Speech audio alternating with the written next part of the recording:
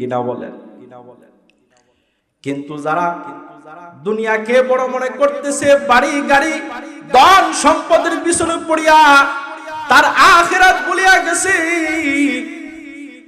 কবি বলেন, মত কো সমঝা হে কাফিল ইখতিতামে জিंदगी, मत को समझा है गाफिल इख्तितामे जिंदगी, दर हकीकत मौत तेरे इब्तिदाई जिंदगी, दर हकीकत मौत तेरे इब्तिदाई जिंदगी। বান্দা আমরা মনে করতেছি দুনিয়ায় আমাদের সব, দুনিয়ায় আমাদের সব। না না না, দুনিয়া আমাদের সব না। দুনিয়া থেকে মইরা গেলে আমাদের সব শেষ হয়ে যাবে না। কবি বলেন, বান্দা তুমি যখন দুনিয়া থেকে বিদায় হয়ে যাবা, পরকালের জিন্দেগি যখন তোমার আরম্ভ হবে, এটাই হইল তোমার জিন্দেগি, আসল জিন্দেগি আরম্ভ। ঠিক কিনা বলেন? সম্মানিত হাজরিন, আমি আপনাদের সামনে পবিত্র কোরআনের কয়েকটি আয়াত তেলাওয়াত করছি। এই আয়াতের মধ্যে প্রথম অংশে আল্লাহ তাআলা বলতেছেন, দুইটা বদ অভ্যাসের কারণে আপনার আমার ঠিকানা হয়ে যাবে জাহান্নাম। নাউজুবিল্লাহ। কয়টা বদ অভ্যাসের কারণে? দুইটা খাসলতের কারণে আপনার আমার ঠিকানা হয়ে যাবে জান্নাত না জাহান্নাম? জাহান্নাম। আবার আল্লাহ তাআলা বলতেছেন, আবার কিছু কিছু বান্দা বান্দীদের ভিতরে এমন দুইটা গুণ থাকবে যে দুই গুণের কারণে আল্লাহ তাদেরকে জান্নাত দান করবেন। সুবহানাল্লাহ। তাহলে কি আমরা জান্নাতে যাইতে চাই কি চাই না? তাহলে জান্নাতে যদি যাইতে চাই, কোনটা জান্নাতের পথ কোনটা জাহান্নামের পথ ভালো করে শুনতে হবে, বুঝতে হবে, এরপর আমল করতে হবে। ঠিক কি না বলেন? আল্লাহ তাআলা বলেন, প্রথমে যে দুই দল, যে দুইটা বদ খাসলতের কারণে বান্দা বান্দীরা জাহান্নামী হয়ে যাবে, এর মধ্যে একটা হলো আল্লাহ পাক রব্বুল আলামিন বলেন, فَأَمَّا مَنْ طَغَى وَآثَرَ الْحَيَاةَ الدُّنْيَا। আমার আল্লাহ পাক রব্বুল আলামিন বলেন, যে সমস্ত বান্দাগুলা فَأَمَّا مَنْ طَغَى, যারা সীমালঙ্ঘন করে, আল্লাহ পাক রব্বুল আলামিনের আদেশ মানে না, নিষেধ মানে না, ওই সমস্ত বান্দা বান্দি আল্লাহ তাআলার সীমা লঙ্ঘন করে ফেলে। বলেন তো, নামাজ পড়া কার হুকুম? রোজা রাখা কার হুকুম? একটা মানুষের উপর যাকাত ফরজ হইছে, যাকাত দেওয়া কার হুকুম? কিন্তু বান্দা আল্লাহর হুকুম দেওয়ার পরেও বান্দা নামাজ পড়ে না, তাহলে সে যেন আল্লাহর হুকুমটা অমান্য করলো। ঠিক কিনা বলে? আল্লাহ পাক রব্বুল আলামিন 12 মাসে একটা বরকতি মাস রমজান মাস, এই বরকতি মাস রমজান মাস পাওয়ার পরেও অনেক বান্দা বান্দি বিনা কারণে এই রমজান মাসের রোজা গুলা ছাড়িয়া দেয়। তাহলে সে কি আল্লাহর হুকুম মানলো না অমান্য করলো? জোরে বলেন, মানলো না অমান্য করলো? আল্লাহ পাক রব্বুল আলামিন একটা বান্দার উপর হজ ফরজ করছেন, কিন্তু বান্দা হজ করে না, টাকা ব্যাংকের মধ্যে জমায়া রাখে। এরকম বান্দা বান্দি আছে কি আছে না? বান্দার উপর হজ ফরজ হয়ে গেছে, কিন্তু বান্দা হজ করে না, সে যেন আল্লাহর আইন, আল্লাহর আদেশটা অমান্য করলো, সীমা লঙ্ঘন করলো। আল্লাহ পাক রব্বুল আলামিন বলেন, ফাআম্মা মান তাগা, যে সমস্ত বান্দা বান্দিগুলা আল্লাহর আদেশ মানে না, আল্লাহর নিষেধ মানে না, আল্লাহর হুকুম মানে না, সেজন্য সীমালঙ্ঘন করলো।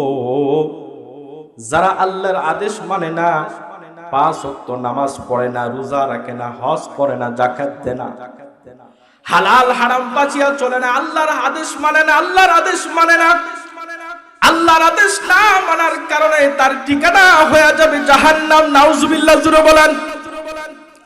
আল্লাহ পাক রব্বুল আলামিন বলেন, ওয়া আতারাল হায়াতাদ দুনিয়া।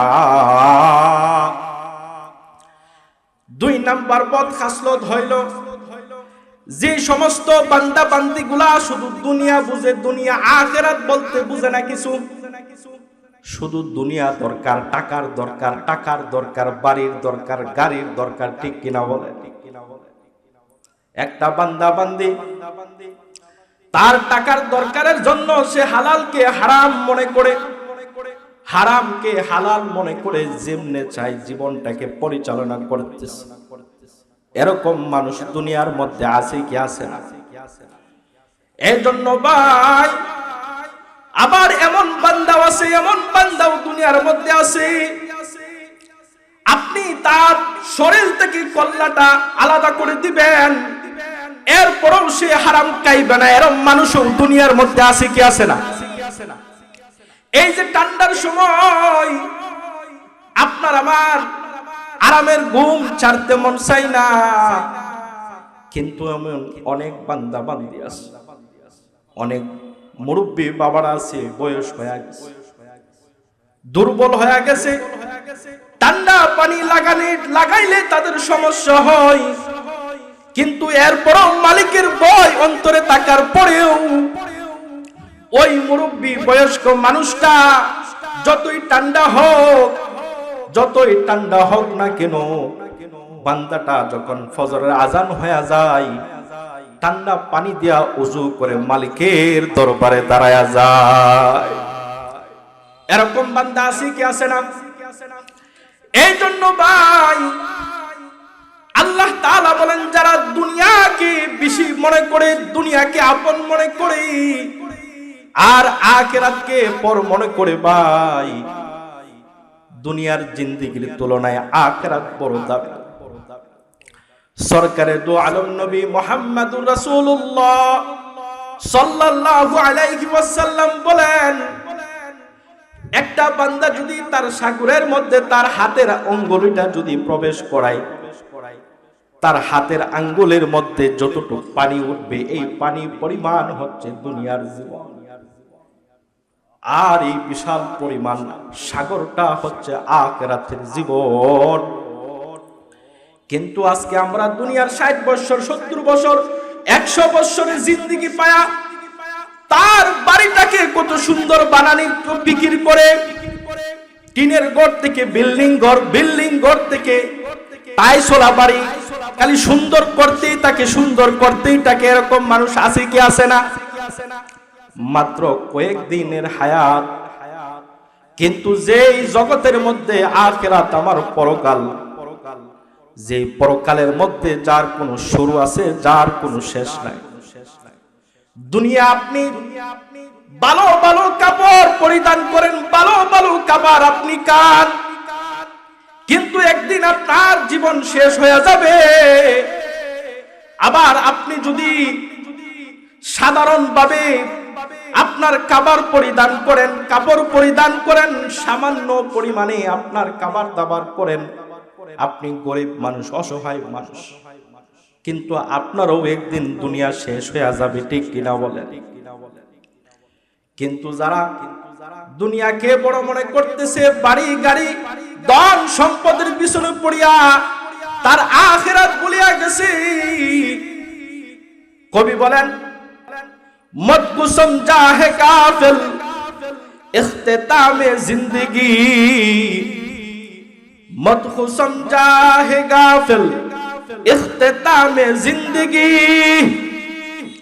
दर हकीकत मौत तेरे इब्तिदाई जिंदगी,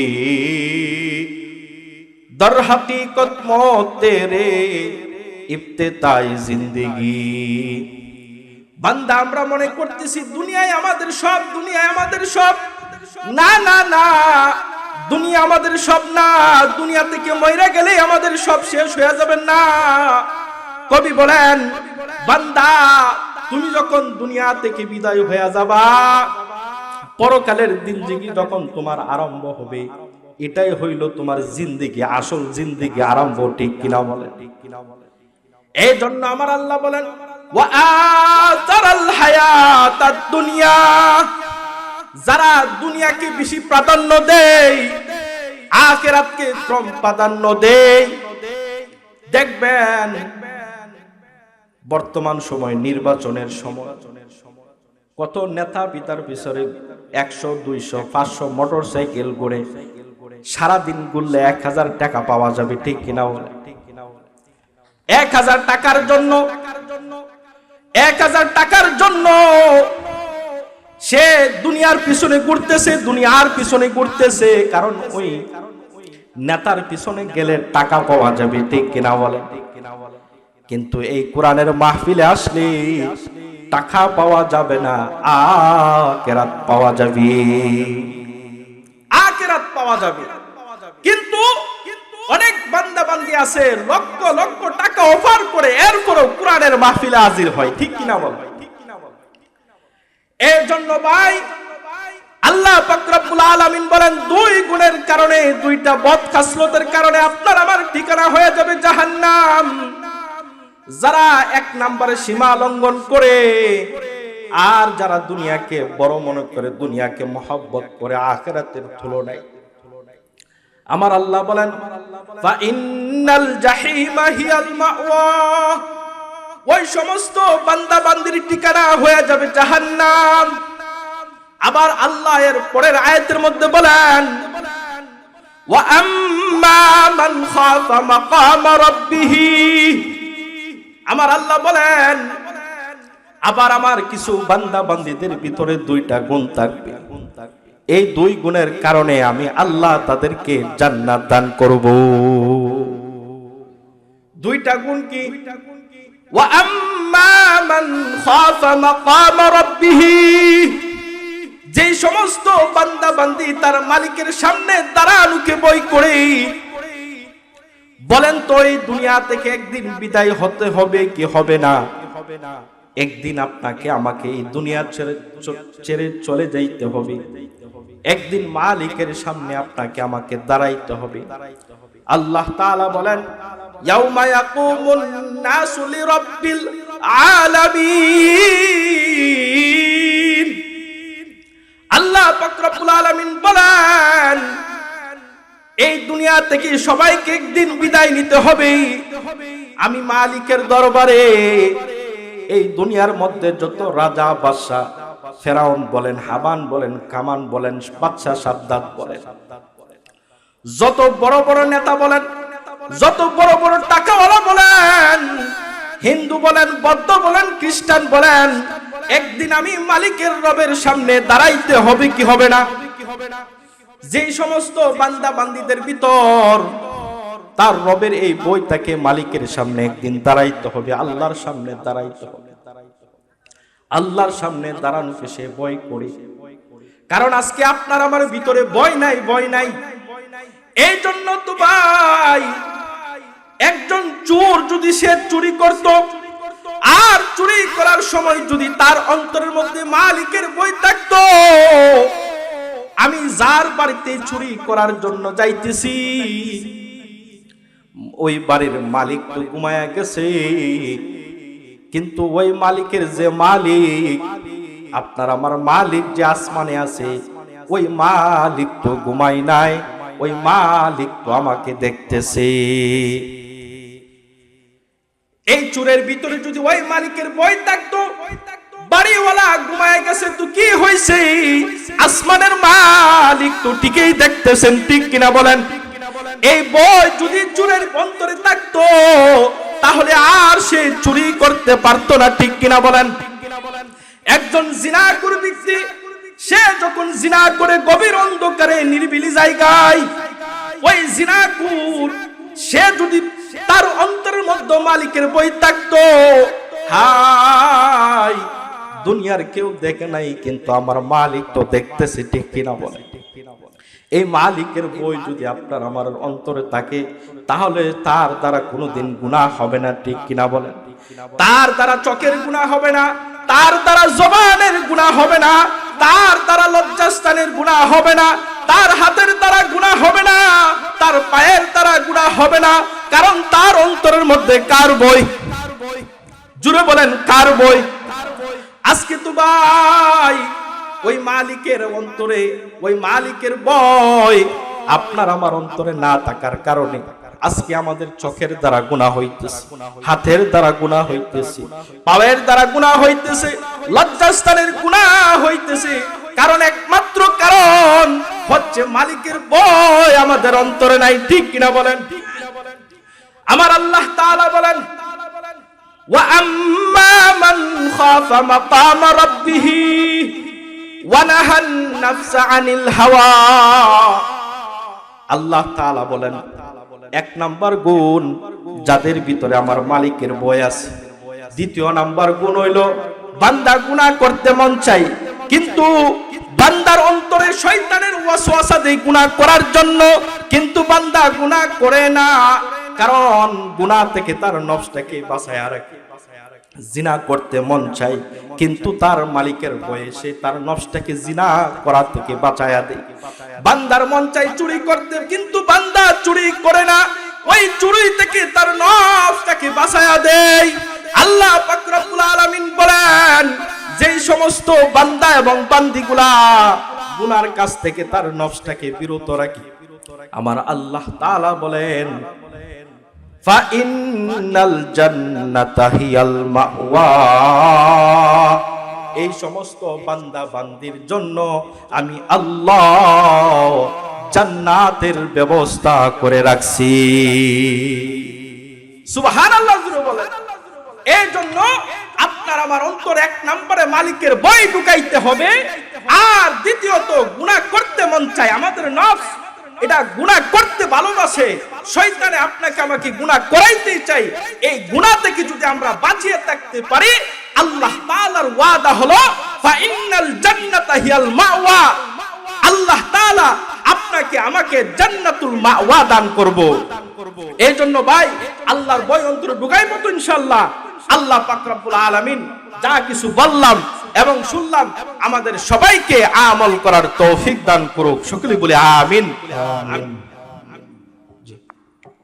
আলহামদুলিল্লাহ, আমরা এতক্ষণ যাবত অত্যন্ত গুরুত্বপূর্ণ আলোচনা শুনছিলাম। আল্লাহ তাবারাক ওয়া তাআলা আমাদেরকে এই সমস্ত কথাগুলোর উপর আমল করার তৌফিক দান করুন।